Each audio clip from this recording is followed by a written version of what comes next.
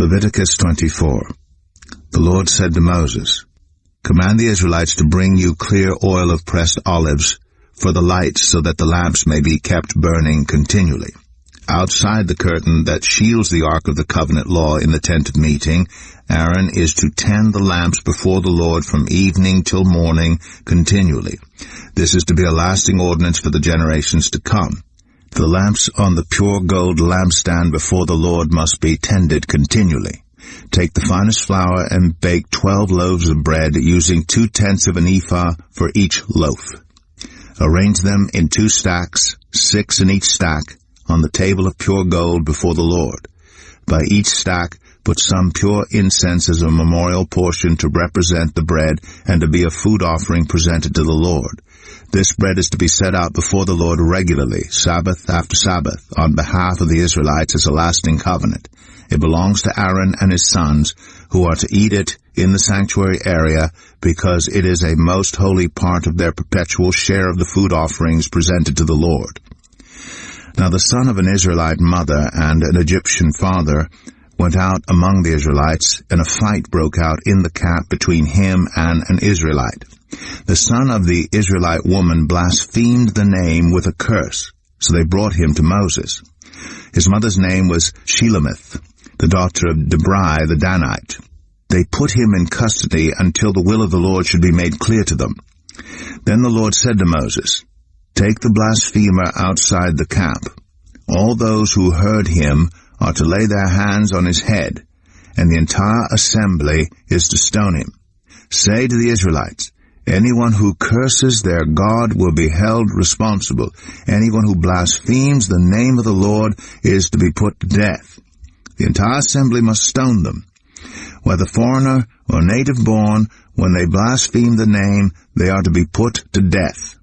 Anyone who takes the life of a human being is to be put to death. Anyone who takes the life of someone's animal must make restitution, life for life. Anyone who injures their neighbor is to be injured in the same manner, fracture for fracture, eye for eye, tooth for tooth. The one who has inflicted the injury must suffer the same injury. Whoever kills an animal must make restitution, but whoever kills a human being is to be put to death. You are to have the same law for the foreigner and the native born. I am the Lord your God." Then Moses spoke to the Israelites, and they took the blasphemer outside the camp and stoned him. The Israelites did as the Lord commanded Moses. Leviticus 25. The Lord said to Moses at Mount Sinai, "Speak to the Israelites and say to them, when you enter the land I am going to give you, the land itself must observe a Sabbath to the Lord. For 6 years sow your fields, and for 6 years prune your vineyards and gather their crops. But in the 7th year the land is to have a year of Sabbath rest, a Sabbath to the Lord. Do not sow your fields or prune your vineyards. Do not reap what grows of itself or harvest the grapes of your untended vines. The land is to have a year of rest. Whatever the land yields during the Sabbath year will be food for you, for yourself, your male and female servants, and the hired worker and temporary resident who live among you, as well as for your livestock and the wild animals in your land. Whatever the land produces may be eaten. Count off 7 Sabbath years, 7 times 7 years, so that the 7 Sabbath years amount to a period of 49 years. Then have the trumpets sounded everywhere on the 10th day of the 7th month. On the Day of Atonement, sound the trumpet throughout your land. Consecrate the 50th year, and proclaim liberty throughout the land to all its inhabitants. It shall be a jubilee for you. Each of you is to return to your family property and to your own clan.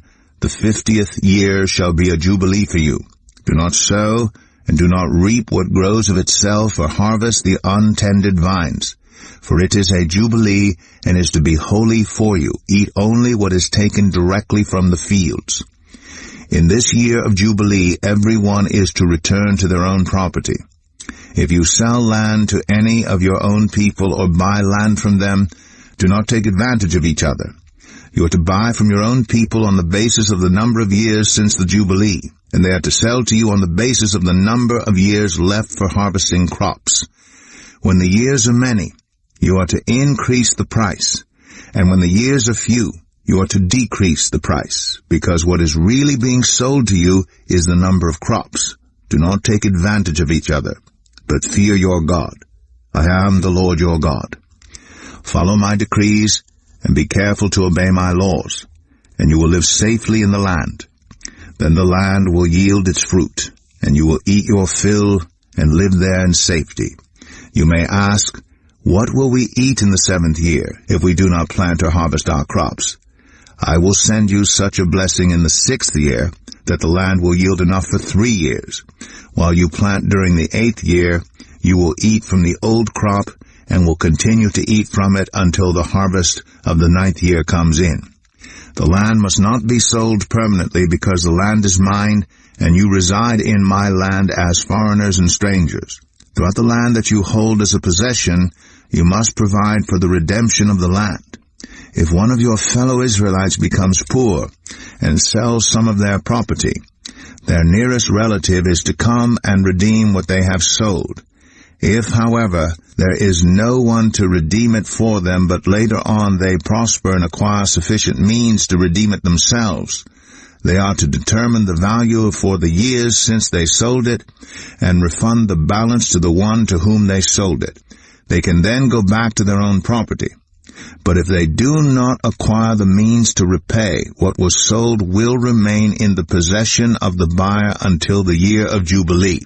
It will be returned in the Jubilee, and they can then go back to their property. Anyone who sells a house in a walled city retains the right of redemption a full year after its sale.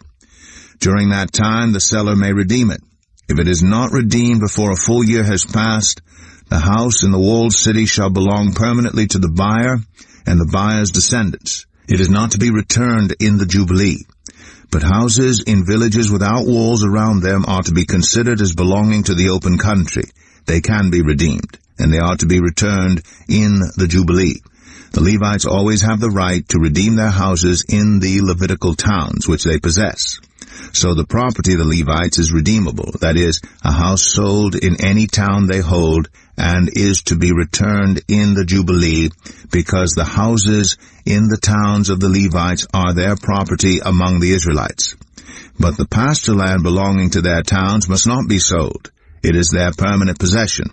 If any of our fellow Israelites become poor, and are unable to support themselves among you, help them as you would a foreigner and stranger, so they can continue to live among you. Do not take interest or any profit from them, but fear your God, so that they may continue to live among you. You must not lend them money at interest or sell them food at a profit. I am the Lord your God, who brought you out of Egypt to give you the land of Canaan and to be your God. If any of your fellow Israelites become poor and sell themselves to you, do not make them work as slaves. They are to be treated as hired workers or temporary residents among you. They are to work for you until the year of Jubilee. Then they and their children are to be released, and they will go back to their own clans and to the property of their ancestors, because the Israelites are my servants, whom I brought out of Egypt. They must not be sold as slaves. Do not rule over them ruthlessly, but fear your God. Your male and female slaves are to come from the nations around you. From them you may buy slaves. You may also buy some of the temporary residents living among you and members of their clans born in your country, and they will become your property. You can bequeath them to your children as inherited property and can make them slaves for life, but you must not rule over your fellow Israelites ruthlessly. If a foreigner residing among you becomes rich and any of your fellow Israelites become poor and sell themselves to the foreigner or to a member of the foreigner's clan, they retain the right of redemption after they have sold themselves. One of their relatives may redeem them. An uncle or a cousin or any blood relative in their clan may redeem them. Or if they prosper, they may redeem themselves. They and their buyer are to count the time from the year they sold themselves up to the year of Jubilee. The price for their release is to be based on the rate paid to a hired worker for that number of years. If many years remain, they must pay for their redemption a larger share of the price paid for them. If only a few years remain until the Year of Jubilee, they are to compute that and pay for their redemption accordingly. They are to be treated as hired workers from year to year. You must see to it that those to whom they owe service do not rule over them ruthlessly. Even if someone is not redeemed in any of these ways, they and their children are to be released in the Year of Jubilee. For the Israelites belong to me as servants. They are my servants, whom I brought out of Egypt. I am the Lord your God.